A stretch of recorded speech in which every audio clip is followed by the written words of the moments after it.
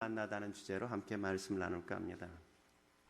사랑하는 성도 여러분, 우리 광야 그러면 어떤 생각이 먼저 떠올라요? 광야 그러면 우리 선자매는 광야 그럼 뭐가 떠올라요? 엄청 넓다, 엄청 넓다, 넓죠, 그죠? 뻥 뚫려서 엄청 넓어요. 우리 지영자매는 뭐가 떠올라요? 광야 그러면 뜨겁고 건조하다, 그죠? 뜨겁고 건조하죠. 그냥 이글거리는 태양이 뜨겁게 그냥 내려쬐서 굉장히 건조한 땅, 메마른 땅이죠. 우리 박명수 집사님 뭐가 떠올라요? 광야 그러면 조긴 왔는데 보면 뭔 생각이 들어요? 먹을 게 없다, 먹을 게 없다. 메마른 땅이다, 그죠? 광야 이렇게 생각하면 황량하고 척박한 땅처럼, 사막처럼 그렇게 우리의 마음속에 그려지지 않습니까? 생명이라고는 존재할 수 없는 그런 땅처럼 함께 보여지죠. 이글거리는 태양 아래서 그 어떤 생명조차도 생존이 불가능한 것처럼 보여지는 그 땅이 그 광야 아니겠습니까? 우리 주희 형제가 얘기한 것처럼 먹을 음식도 없고 마실 물조차도 찾기가 거의 불가능한 땅, 그래서 생명 자체가 생존할 수 없는 그 땅처럼 우리에게 느껴지죠. 그래서 광야 그러면 일반적으로 죽음을 상징하기도 하고 쇠퇴나 또 파멸 이런 것들을 상징적으로 보여지는 그 땅이 광야라고 말하지 않겠습니까? 그러므로 광야의 길을 걷는다는 것, 그것은 모험이 아닐 수 없는 거죠. 마치 목숨을 걸지 않으면 광야 길을 함부로 걸어갈 수 없는 것 아니겠습니까? 광야는 그만큼 힘겨운 어려운 땅이겠죠. 근데 오늘 본문에 보면 그런 광야길을 걷고 있는, 광야를 향하여 나가고 있는 한 사람을 우리가 만날 수 있죠. 26절 말씀 같이 한번 읽어볼까요? 26절 같이 읽겠습니다. 시작. 주의 사자가 빌립에게 말하여 이르되 일어나서 남쪽으로 향하여 예루살렘의 가사로 내려가는 길까지 가라 하니 그 길은 광야라. 누구에게 지금 광야로 가게 하셨어요? 빌립에게 광야로 가도록 성령께서 그를 이끌고 그에게 명령하시는 걸 우리가 보지 않습니까? 왜 광야로 빌립을 이끌어 가시는 걸까요? 광야의 길을 가는 한 사람이 있기 때문에 그를 만나도록 하게 하시기 위해서 광야로 가게 하시는 것 아니겠습니까? 그 사람이 누구라고 말해주죠? 27절 말씀에 보면 그 사람이 등장하죠. 27절 같이 한번 읽도록 하겠습니다. 시작. 일어나 가서 보니 에디오피아 사람 곧 에디오피아 여왕 간다게의 모든 국거를 맡은 관리인 네시가 예비하러 예루살렘에 왔다가, 그러니까 지금 누구예요? 에디오피아 네시라고 이야기하고 있죠. 우리가 흔히 얘기하는 에디오피아 네시. 그는 어떤 직책을 맡았어요? 여왕의 국고를 관리하는 자. 네시인데 함부로 무시할 수 없는 절대 권력을 가진 그런 네시였다는 걸 우리가 확인할 수 있죠. 저는 그가 광야길을 가고 있었다는 그 의미는 중의적인 의미가 있다고 생각해요. 하나는 그가 실제로 광야의 길을 가고 있었단 말이죠. 광야를 지나가고 있었어요. 근데 광야로 가는 그 길을 왜 성경이 이렇게 언급했는가? 광야의 길을 가고 있기 때문도 있지만, 그러나 중의적인 또 다른 의미로 그의 인생이 황량한 광야처럼 그의 영혼이 메말라 있었고 척박하게 있었고 황량해 있었기 때문에 그런 것이라고 저는 생각합니다. 이 메마른 광야길을 걸어가면서 자기의 인생의 삶의 의미도, 왜 살아야 하는지도, 무엇 때문에 살아야 하는지도 잘 알지 못하는 영적인 거대한 방황, 삶의 의미와 목적을 제대로 찾지 못하고 헤매고 있는 그의 영혼의 척박함, 메마름, 그 인생이 그렇게 걸어가고 있었단 말이죠. 여러분도 혹시 오늘 에디오피아 네시처럼 광야의 길을 걷고 있지는 않습니까? 어떤 사람은 혹시 배우자의 갈등을 경험하고 있지는 않습니까? 원하지 않는 질병으로 고통 가운데 있지는 않습니까? 직장 상사와의 갈등 때문에 내가 어렵거나 힘겹지는 않습니까? 아는 친했던 지인에게 오해를 받아서 내 마음속에 거대한 힘듦이 있지는 않습니까? 사는 게 사는 것처럼 느껴지지 않고 삶의 의미와 이유도 잃어버린 채 그렇게 살고 있는 삶을 내가 오늘 걷고 있지는 않습니까? 경제적인 어려움 때문에 내 인생이 무너지는 것처럼 느껴지는 그 황량한 광야가 내가 오늘 걸어가고 있는 이 삶의 현장은 아닌지, 오늘 우리는 다시 한번 나의 삶을 되돌아볼 필요가 있죠. 나의 인생을 메마르게 만들고 내 인생을 그렇게 척박하게 만들고 내 인생을 그렇게 그냥 가난하게 만드는 그 광야가 어떤 광야가 나의 인생 가운데 그렇게 있습니까? 근데 오늘 본문에 그런 광야의 길을 가고 있는 사람들에게도 소망이 있는 건 뭡니까? 오늘 본문이 마지막 구절은 그 인생의 그 광야를 어떻게 걷고 있는지 우리에게 보여주고 있죠. 39절 말씀 뭐라고 이야기하고 있는지 같이 읽어보겠습니다. 시작. 둘이 물에서 올라올새 주의 영이 빌립을 이끌어 간지라 내시는 기쁘게 길을 가므로 그 길을 다시 보지 못하니라. 그는 지금 광야의 길을 어떻게 가고 있다고요? 기쁘게 그 길을 가고 있다고요. 광야가 사라진 건 아니에요. 광야 길을 여전히 걷고 있어요. 근데 그 광야 길을 그 어떻게 걷고 있어요? 그는 기쁘게 걷고 있단 말이죠. 요데이 피터슨이라는 분이 목사님께서 그 메시지 성경에 이 구절을 이렇게 번역했어요. 같이 한번 읽어볼까요? 한번 같이 읽겠습니다. 시작. 그 후로 내시는 빌립을 보지 못했다. 그러나 그는 개의치 않았다. 그는 애초에 얻으려던 것을 얻었고 더없이 행복한 마음으로 길을 갈 수 있었다. 그는 광야의 길을 걷고 있지만 광야 때문에 그가 어렵고 힘겹고 고통스럽다고 그는 말하지 않습니다. 그 인생의 목적하던 것을 얻었고 그는 기쁨에 차서 그게 고난의 길이고 역경의 길이고 어려움의 길이지만 척박한 길이지만 그 길을 기쁨으로 행복한 마음으로 가고 있었다고 이야기해 주는 걸 우리가 만나죠. 광야의 길이기 때문에 불행한 게 아니라 광야의 길이지만 그럼에도 불구하고 그 마음에 더없이 큰 행복한 마음을 가지고 그 길을 걸어갔던 이 사람이 얼마나 아름다워요. 그렇다면 광야와 같은 인생을 더없이 행복하게 살려면 우리가 어떻게 해야 될까요? 광야와 같은 인생을 더없이 행복하게 우리가 살아가려면 어떻게 해야 될까요? 첫째로 우리는 세상이 주는 즐거움이 헛된 것을 깨달아야만 합니다. 세상이 주는 즐거움이 헛된 것을 깨달을 수 있어야 한단 말이죠. 세상이 주는 즐거움 참 크지 않습니까? 우리가 흔히 TV 프로만 봐도 세상이 주는 즐거움이 뭔지 우리가 잘 볼 수 있잖아요. 요새 가장 큰 TV 프로 뭐예요? 제일 많은 프로가? 에? 뭐가 제일 많아요? 먹고 마시는 거죠. 그죠? 먹고 마시는 즐거움이 너무너무 크잖아요. 그죠? 뭐 윤식당 뭐 이런 시즌 1이 끝났죠. 윤식당. 뭐 윤식당 뭐 냉장고를 부탁해 뭐 3대 천왕 수요 미식회 뭐 생활의 달인 뭐 이런 것들 대부분 보면 다 뭐예요? 음식에 대한 프로잖아요. 뭘 먹을까 뭘 마실까. 저도 지난 겨울에 이렇게 부산에 한번 우리 의선이가 부산 가고 싶어 해가지고 아내랑 함께 잠시 다녀왔었어요. 부산에 가서 뭘 먹을까 막 3대 천왕에 나왔던 뭐 생활의 달인에 나왔던 집들을 다 검색해서 가서 먹었는데 그게 그 맛이더라고요. 별로 그렇게 뭐 크게 약간 다를까? 조금 다를까?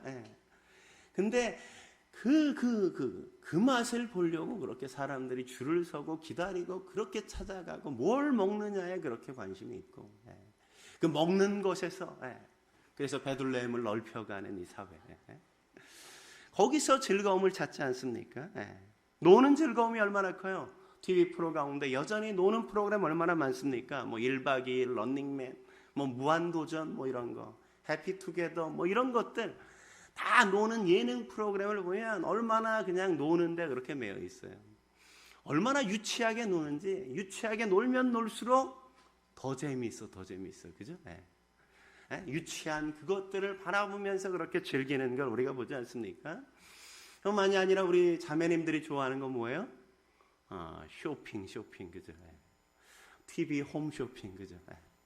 뭐 그냥 그렇게 돈 쓰는데 그렇게 즐겁잖아요. 그죠? 뭐 사고 지르고 이런 것에 TV 홈쇼핑 프로가 얼마나 많습니까? 거의 대부분 채널이 홈쇼핑 채널이 되게 많아요.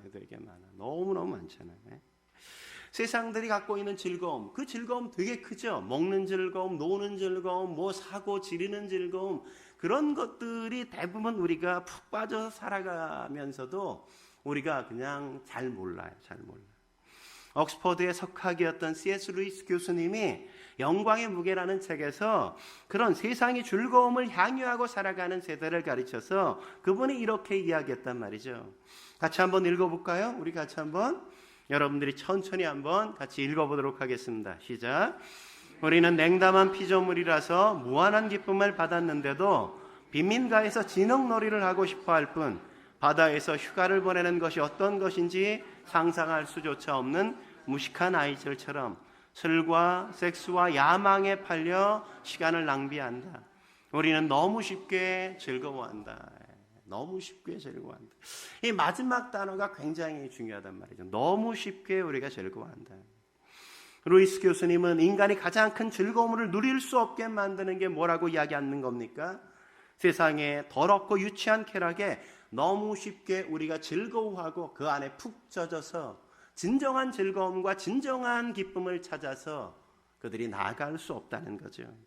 진정한 기쁨을 추구하기보다 싸구려 기쁨 속에 추구하면서 그 속에 매여 살아가는 것이 현대인들의 모습이라고 그렇게 질책하고 이야기하는 것 아니겠어요? 오늘 에디오피아 내시를 보십시오. 그는 마약처럼 싸구려 기쁨에 허망한 기쁨을 알고 있는 것 아니겠습니까? 그는 잠시 기쁨을 주는 세상적인 즐거움에 헛됨을 그는 깨달았어요. 그래서 그는 영원히 변하지 않는 기쁨을 찾고 있는 그의 모습을 우리가 발견할 수 있죠. 오늘 27절 말씀 같이 한번 읽어볼까요? 27절 같이 다시 한번 읽겠습니다. 시작. 일어나 가서 에디오피아 사람 곧 에디오피아 여왕 간다게의 모든 국거를 맡은 관리인 네시가 예비하러 예루살렘에 왔다가, 오늘 에디오피아 네시에 대해서 굉장히 중요한 정보들을 여기에 우리에게 몇 가지 정보를 주고 있는 걸 볼 수 있죠. 에디오피아 네시, 그는 어떤 사람이었습니까? 에디오피아의 여왕의 모든 국거를 맡은 관리인이었단 말이죠. 지금도 그렇지만 재정을 관리하는 사람은 2인자 아니겠어요, 그죠? 2인자란 말이죠. 여왕에게 도덕적으로 신뢰를 얻을 수 있었고 전적으로 신임을 받았던 사람이 바로 이 네시였단 말이죠. 여왕을 제외하면 최고의 권력을 누렸던 사람, 그는 평생 쓰고도 남을 돈을 갖고 있었고 뿐만 아니라 사람들의 존경과 사랑을 한 몸에 받았던 사람이 바로 이 네시였다는 걸 여기서 확인할 수 있는 거죠. 그는 아마 원하면 그가 원하는 모든 것들을 마음껏 가질 수 있는, 소유할 수 있는 그런 인생을 그가 살 수 있었단 말이죠. 뿐만 아니라 다음에 우리가 보면 알 수 있지만 그는 탁월한 지성인이었다는 것도 우리가 확인할 수 있지 않습니까? 사실 예수님 당시에는 문맹이 굉장히 많았던 시대죠. 글을 읽고 안다는 것, 읽고 이해한다는 건 지식인이 아니면 할 수 없었던 일이란 말이죠. 극소수의 그 지식인 가운데, 지성인 가운데 한 사람이 바로 이 에디오피아 네시였단 말이죠. 그래서 그가 성경을 펴서 읽을 정도로 아주 탁월한 지식, 식견을 가진 사람이었다는 걸 우리가 확인하고 알 수 있는 거죠. 그는 어느 날 세상의 모든 것들을 다 갖고도 마음의 허전함을 채울 수 없는 것을 느끼기 시작했어요. 그래서 그는 자신이 갖고 있었던 지식을 가지고 철학을 탐구하고 입문서를 두들겨 봤지만 그러나 그 속에서도 그는 만족을 얻지 못했습니다. 그래서 그는 지금 어디로 가고 있어요? 예루살렘으로 올라가고 있단 말이죠. 예루살렘에 왜 가고 있습니까? 예배드리러 가고 있단 말이죠. 세상이 주는 즐거움을 다 누려봤지만 그 마음의 허전함을 채울 수가 없었습니다. 돈을 소유하고 명예와 권력을 소유해도 여전히 마음속에 있는 허망함은 채워지지 않았습니다. 철학서를 탐구해봤지만 인생의 난제에 대해서는 이야기하지만 해답은 없단 말이죠. 겉으로 선하고 고상한 척 해봤지만 여전히 내가 죄인이라는 사실을 부정할 수가 없는 겁니다. 이 인자의 자리를 유지하기 위해서 끊임없이 도발하고 있는 사람들과 끊임없이 암투를 하면서 사람들을 짓밟아야만 내가 그 자리를 유지하고 있다는 나 자신을 발견하면서 그 속에서 죄를 짓고 있는 나 자신을 끊임없이 확인하는 게 그의 삶이었단 말이죠. 아마 그가 가장 실망한 게 뭘까요? 내가 부러워하고 내가 그렇게 사모했던 모든 걸 다 가지면 내가 행복할 줄 알았는데 모든 걸 다 가진 사람들의 세계 안에 내가 들어가 보니까 그 사람들이 가장 추한 인생을 살고 있고 가장 더럽게 살고 있다는 걸 그도 함께 보고 발견한 것 아니겠습니까? 우리가 지금 얘기하는 것처럼 정치가 제일 더럽다 뭐 이런 얘기 우리가 많이 하잖아요. 그들이 가장 고상하게 살 것 같고 그들이 가장 멋지게 살 것처럼 보여지지만 몇몇 영화에서 보여지는 것처럼 그들의 모습이 가장 추하고 더러운 모습처럼 그렇게 보여진단 말이죠. 그가 추구하고 그가 정말 기대했던 세상에 주는 그 즐거움, 그게 허상이라는 사실을 그는 깨닫게 되어진 거죠. 그래서 그는 유대교에 입문하게 되어졌어요. 그리고 성경을 읽기 시작한 겁니다. 사랑하는 성도 여러분, 왜 사람들이 영원한 즐거움을 찾지 않습니까? 왜 하나님이 주시는 영원한 기쁨을 누리려고 하지 못하고 있나요? 왜냐하면 세상이 주는 싸구려의 즐거움에 깊이 빠져 있기 때문에 그런 거죠. 세상이 주는 즐거움의 허망함을 아직 깨닫지 못했어요. 그래서 아직도 그것이 나를 행복하게 해줄 거라는 기대와 소망을 갖고 더 많이 벌기 위해서, 더 높아지기 위해서, 더 큰 권력의 자리를 찾기 위해서 언제나 사람들과 함께 전쟁 같은 세상을 우리가 살아가는 것 아닙니까? 그렇게 살아가는 우리에게 오늘 에디오피아 내시가 뭐라고 이야기할까요? 그 모든 게 헛짓거리라고. 그렇게 말하지 않겠어요? 헛짓거리라고.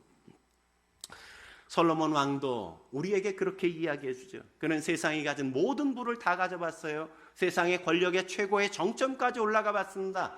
모든 명예를 다 얻어봤어요. 근데 그가 인생을 다 살고 전도서 1장 2절에서 그는 뭐라고 고백해요? 이렇게 고백하죠. 같이 한번 읽어보죠. 시작. 헛되고 헛되며 헛되고 헛되니 모든 것이 헛되도다. 내가 다 누려보고 다 살아봤는데, 내가 다 해봤는데 그게 결코 내 인생의 진정한 행복을 가져다 주지 못했단 말이죠. 그 속에 있어도 여전히 내가 메마르고 여전히 목마르고 여전히 내가 무언가의 갈증을 느끼고 있는 나 자신을 발견한다, 이런 것 아니겠습니까? 전도서 1장 16절에는 그가 이렇게 다시 말하는 걸 우리가 볼 수 있죠. 14절, 1장 14절 같이 한번 읽겠습니다. 시작. 내가 해 아래에서 행하는 모든 일을 보았노라. 보라, 모두 다 헛되이 바람을 잡으려는 것이로다. 해 아래에서 모든 일을 다 봤다고. 다 봤어요. 내가 해볼 수 있는 것, 내가 누릴 수 있는 것, 내가 다 해봤는데 뭐라고요? 다 헛되다고. 다 헛되다고. 다 헛되다. 다 그냥 그것들이 다 허망한 것이라고 이야기한단 말이죠. 우리가 하나님 앞에 진정한 행복을 누리며 살려면 어떻게 해야 돼요? 우리가 세상에 주는 즐거움들이 헛되다는 걸 우리가 깨달을 수 있어야만 돼요. 저도 그냥 음식을 먹을 때 그런 생각이 들어요. 참 아까도 얘기했지만 뭐 그 집에 가면 진짜 맛있을 것 같아서 가보면 아무것도 아니에요. 응? 그냥 뭐 드실래요? 이런 얘기에 잘 대답을 잘 못하겠어요. 왜냐하면 뭘 먹으나 그냥 한 끼는 한 끼잖아요. 뭐 라면을 먹어서 한 끼면 어떻고, 뭐 고기를 먹어서 한 끼면 어떻겠어요? 얼마나 큰 집에 사냐, 그런 거에 대한 마음이 이제는 어때요? 이제는 그게 그냥 보여주기 위한 거지, 그게 나를 행복하게 만들지 않는다는 거 우리는 알잖아요.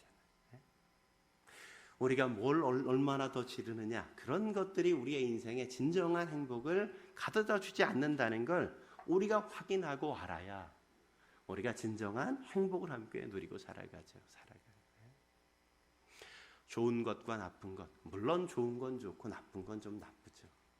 근데 그냥 그 안에 우리가 자족할 줄 아는 그 인생이 진정한 행복을 누릴 수 있는 거죠. 한 걸음 더 나가서 광야와 같은 인생을 더없이 행복하게 살려면 어떻게 해야 될까요? 두 번째, 우리는 참된 행복의 근원 되시는 예수님을 만날 수 있어야만 합니다. 더없이 행복한 삶은 행복의 근원이신 예수님을 만날 때 비로소 가능한 거죠. 예배를 드린다고 행복해질까요? 아니에요. 성경을 우리가 많이 읽으면 행복해질까요? 아니에요.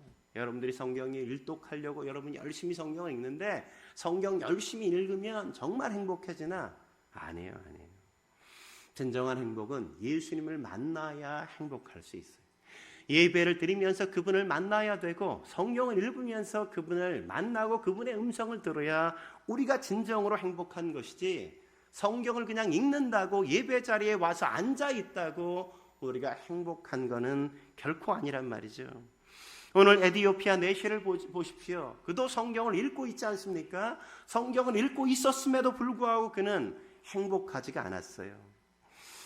왜 행복하지가 않았습니까? 31절에 그가 뭐라고 얘기해요? 지도해주는 사람이 없으니 어찌 깨달을 수 있느뇨? 그가 말하잖아요. 내가 깨닫지 못하는 이 말, 도대체 뭔지도 모르는 이 성경을 읽는 것 자체가 나는 별로 의미가 없다고 그는 이야기하고 있는 것 아니겠습니까? 성경을 읽으면서 주님의 음성을 듣지 못하고 주님의 말씀을 깨닫지 못하니까 그는 행복하지 않단 말이죠. 그래서 빌립을 함께 그 마차에 태워서 함께 가면서 그 성경, 자기가 읽었던 이해하지 못했던 그 성경을 읽어주죠. 우리 32절 33절 같이 한번 읽어볼까요? 32절 33절 같이 읽겠습니다. 시작. 읽는 성경 구절은 이것이니 일러스되 그가 도살할 자에게로 가는 양과 같이 끌려갔고 털 깎는 자 앞에 있는 어린 양이 조용함과 같이 그의 입이 열리지 아니하였도다. 그가 굴욕을 당하였을 때 공정한 재판도 받지 못하였으니 누가 그의 세대를 만하리요. 그의 생명이 땅에서 빼앗김이로다 하였거늘. 이 구절을 읽고는 내시가 빌립에게 뭐라고 이야기합니까? 여기서 말하는 그가 누구냐고 이렇게 묻잖아요. 그가. 여러분 읽으면서 잘 몰랐죠? 그라는 단어가 계속해서 반복되고 있는 거대. 그러니까 누구냐고 이렇게 물었더니 빌립이 뭐라고 얘기해요? 35절 말씀 같이 한번 읽어볼까요? 35절 읽겠습니다. 시작. 빌립이 입을 열어 이 길에서 시작하여 예수를 가르쳐 복음을 전하니. 거기서 말하는 그가 누구라고요? 예수님이라고. 예수님의. 그가 예수님이라고요. 우리를 죄로부터 구원하기 위해 오신 예수님이 바로 그분이시라고 이야기하는 거죠. 예수를 가르쳐 복음을 전하자 내시가 깨닫기 시작해요. 예루살렘에서 예배를 드릴 때 왜 희생 제물을 드려야 했는지 비로소 알게 된 것이란 말이죠. 그 제물이 바로 예수님이셨구나.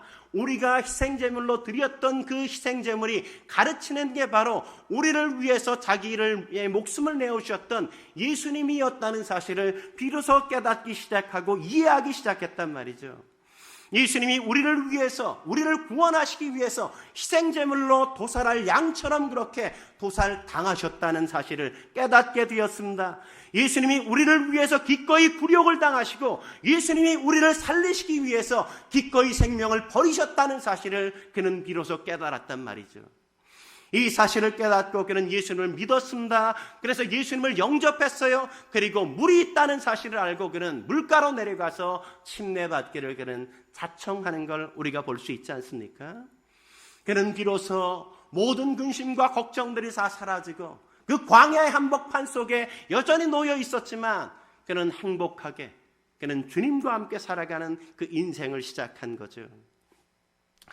150년 전에 솔로몬 긴스버그라는 분이 소년이 있었습니다. 그러니까 1867년, 지금부터 딱 진짜 150년 전이에요. 1867년에 폴란드에서 유대인으로 그가 살고 있었어요. 그러니까 아버지가 랍비였기 때문에 아버지가 긴스버그를 랍비를 만들기 위해서 성경을, 율법을 늘 열심히 가르쳤단 말이죠.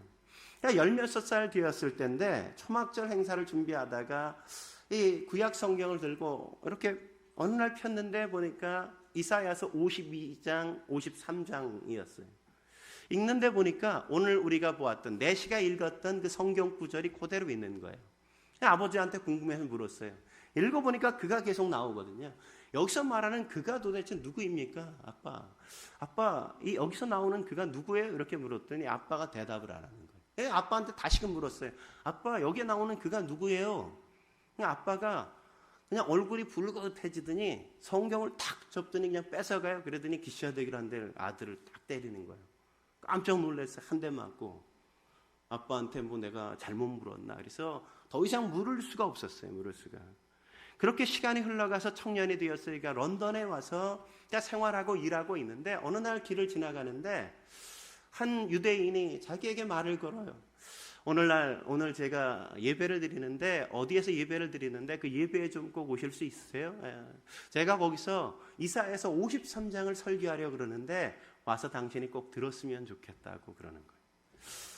그 말을 듣는데 이사야서 53장이라는 단어가 머리를 딱 때려요. 예전에 이사야서 53장 때문에 한 대 의도 맞았잖아요. 아버지한테. 왜 내가 의도 맞아야 됐는지 잘 이해 못하지만 거기에 대해서 이야기한다는, 설교를 한다는 이야기를 듣고 그가 그 예배를 갔습니다. 예배를 갔어요. 예배를 가서 예배를 드리면서 그가 거기서 가르치는 그 예수가 우리를 위해서 기꺼이 고난당하신 메시아, 고난당하신 그리스도라는 사실을 깨닫게 되었습니다. 예수님이 우리를 위해서 기꺼이 당신의 목숨을 내어주시고 십자가에서 당신이 죽으셨다는 사실을 깨닫게 되어지면서 구약 성경이 그동안 기록했던 메시아에 대한 예언이 그의 마음속에 그냥 밝히 다 알게 되어진 거예요. 그가 예수님을 영접했습니다. 예수님을 믿고 영접했어요. 근데 내가 예수님을 믿는다는 사실이 가족에게 알려지면서 가족들이 자기를 설득하는 거예요. 예수를 믿으면 안 된다고. 설득해도 포기하지 않았어요. 포기하지 않으니까 협박을 합니다. 협박해도 그가 굴하지 않았어요. 그러자 가족이 막대한 재산의 상속권을 그에게서 빼앗아가고, 그리고 유대 공동체와 가문에서 그를 영구적으로 제명시켰어요. 그럼에도 불구하고 긴스버그가 그는 자신의 인생을 주님 앞에 드리기로 다짐하고 훗날에 브라질 선교사로 가서 그가 돌아가시는 1927년에 그분이 돌아가셨는데 1927년 그 해까지 그가 브라질에서 예수님을 전하는 삶을 그가 살았다는 겁니다. 예수님을 만난 사람은 다르단 말이죠. 예수님이 그리스도가, 예수가 바로 그리스도라는 사실을 깨닫는 사람, 그분이 바로 우리를 구원하시는 그분이라는 사실을 깨닫는 사람은 다른 인생을 살아가는 겁니다. 세상이 주는 즐거움이 아니라 그분과 더불어 사는 행복과 그분과 더불어 살아가는 인생의 행복을 누리며 살아가는 거죠. 에디오피아 내시가 복음을 들었어요. 그가 에디오피아로 건너갔습니다. 에디오피아는 그 누구도 복음을 듣지 못했잖아요. 근데 그가 가서 그의 삶의 현장에서 복음을 전하기 시작하고 에디오피아가 무려 90%의 인구가 예수님을 믿고 있다는 사실을 여러분 아십니까? 90%의 인구가. 사도들이 가서 복음을 전하지 않았어요. 근데 90%의 인구가 예수님을 믿었던 적이 있고 공산주의가 들어와서 잠시 지금은 60%대가 넘는 인구가 기독교인이라는 사실을 우리가 잊지 말아야 돼요. 어떻게 그들이 예수님을 믿게 되었어요? 에디오피아 내시 때문이죠. 내시 때문에. 한 사람이 예수 믿게 되어지니까 지금 그 나라가 그렇게 예수님 믿는 그 나라가 되어진 것 아니겠습니까? 주님을 믿는 사람은 다른 행복, 다른 즐거움으로 사람들에게 그렇게 희망을 안겨주는 거죠. 제가 지구촌교회 다닐 때 임채종이라는 성도가 있었어요. 청년애가.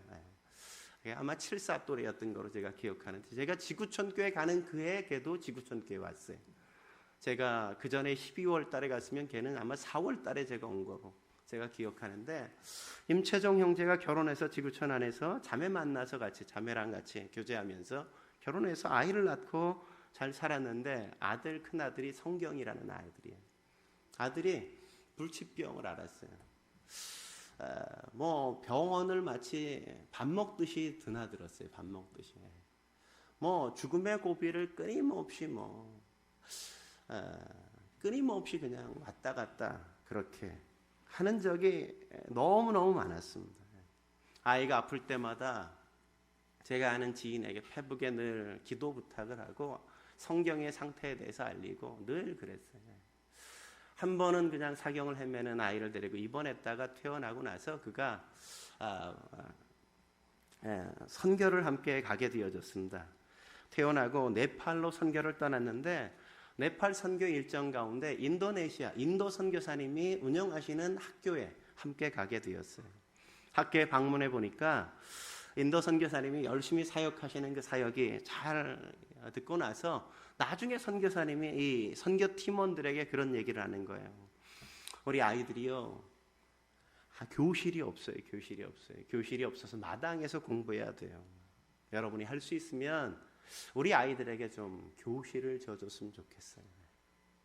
그러니까 선교팀이 이렇게 많이 한 20명에 30명 이 정도 가니까 뭐 나한테 하는 얘기는 아니겠지. 왜냐하면 나는 그만큼 여유도 있는 사람도 아니고 그냥 나한테 하는 이야기는 아니다 이렇게 그냥 자꾸 외면했어요. 저녁에 선교팀들이 묵는 숙소에 들어가서 기도하는 시간이 있었는데 기도하는 시간에 이렇게 눈을 감고 기도하는데 두 아이의 모습이 머릿속에 떠오르더래요. 한 아이는 그 학교 그 교복을 잘 입고 가방을 메고 온 아이의 모습이 하나 떠오르는가 하면, 또 한 모습은 학교 가는 아이인데 굉장히 그냥 가난해서 교복도 없고 얼굴은 뭐 한 달은 안 씻은 얼굴처럼 꾀죄죄한 얼굴이 그렇게 자기의 머릿속에 이렇게 떠오르더래요. 그러면서 하나님이 자기의 마음속에 그런 마음을 주시더래요. 재종아, 너 성경이 너한테 참 귀하지? 근데 있잖아, 성경이가 너한테 귀한 것처럼 여기에 있는 이 아이들도 나한테 그렇게 귀하다는 거 아니? 내가 성경이를 살리기 위해서 아플 때마다 그렇게 많은 사람들에게 중보기도 부탁하고 내가 있는 것들을 다 쓰고 네가 할 수 있는 방법과 수단 방법을 가리지 않고 그 아이를 살리기 위해서 애썼던 것처럼 이 아이들에게도 성경에게 베풀었던 그런 사랑이 필요하다고 생각하지 않니? 왜 너는 내 아들 성경이만 그렇게 생각하고 살아가니?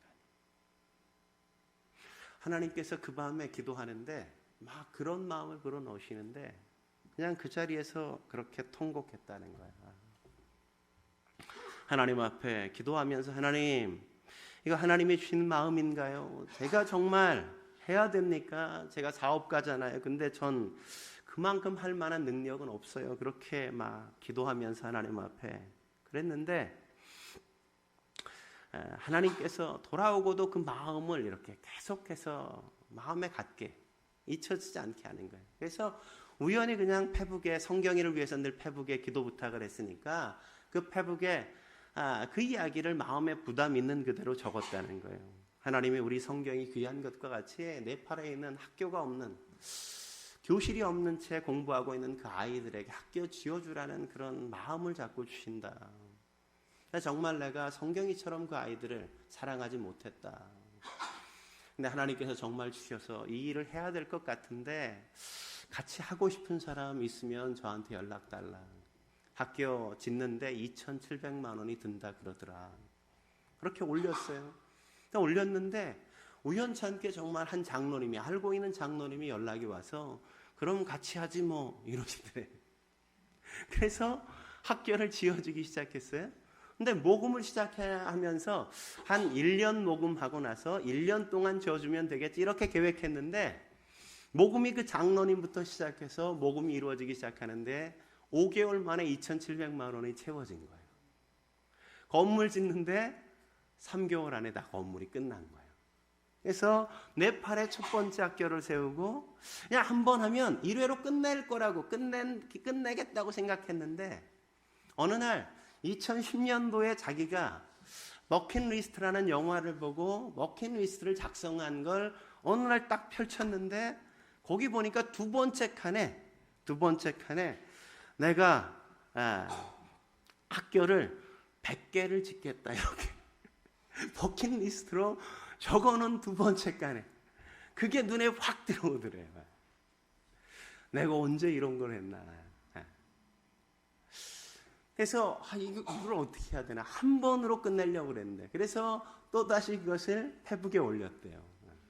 내가 버킷리스트로 이렇게 100개의 학교를 짓겠다고 내가 했는데 이걸 어떻게 해야 될지 잘 모르겠다고 올렸더니 또 그 장로님이 그럼 뭐 100개 짓지 뭐. 그래서 지금까지 학교를 지어가고 있어요. 그래서 4개 학교를 5개인가 짓고 지금 12번째 학교를 짓는 거를 모금하고 있어요. 한 학교를 짓는데 2천만 원씩. 근데 벌써 10개까지 학교를 짓는 게 모금이 완료되었고 2개 짓는 거는 지금 진행 중에 있어요. 우리나라가 이만큼 잘 살게 되어지고 문맹을 퇴치할 수 있었던 이유가 뭐예요? 선교사님들이 와서 학교를 짓고 문맹을 퇴치해 주셨기 때문 아니겠어요? 그리고 병원을 지어서 의료를 공급해 줬기 때문이잖아요. 그도 그렇게 하는 거예요. 한 학교를 2개의 교실로 져주고 그래서 평일날은 학교로 공부하게 하고 주일은 그것을 열어서 오픈해서 예배당으로 예배드리는 장소로. 기독교 학교를 가난한 국가에 그렇게 져주는 일을 그가 계속 그렇게 하고 있어요. 사실 성경이가 아프면서 그 일을 시작했는데 그 일을 시작하고 나서 성경이가 나았냐? 성경이가 낫지 않았어요. 여전히 걔는 그 불치병으로 계속해서 앓고 있어요. 근데 그는 그것 때문에 두려워하거나 광야길처럼 그렇게 살지 않습니다. 성경이가 완전히 낫진 않았지만 그러나 성경이와 또 다른 성경이와 같은 아이들을 위해서 성경이를 통해서 하나님이 그런 아이들을 보게 해주시고 열방에 있는 그 아이들에게 학교를 지어서 교실을 만들어주는 그 일 속에 새로운 행복을 그가 누리며 만나며 살게 해주셨단 말이죠. 주님 안에 산다는 건 그런 것 아니겠습니까? 우리의 인생 속에 주님을 만난다는 건 그런 것이죠. 우리가 어떻게 살아야 할지 알게 하시고 하나님 앞에 우리가 늘 살아가게 하시는 그 행복, 광야길이어도 그 안에 행복이 있다는 사실을 우리는 놓치지 말아야만 합니다. 오늘 하나님께서 우리에게 무엇을 원하시는지 주님 앞에 한번 나가 보십시오. 그리고 그분 앞에 내가 어떻게 살았으면 좋겠는지 한번 묻고 그분과 여러분들이 더불어 함께 사실 수 있길 주의 이름으로 축원합니다. 함께 기도하시겠습니다. 거룩하신 하나님 아버지, 우리를 어떻게 살아야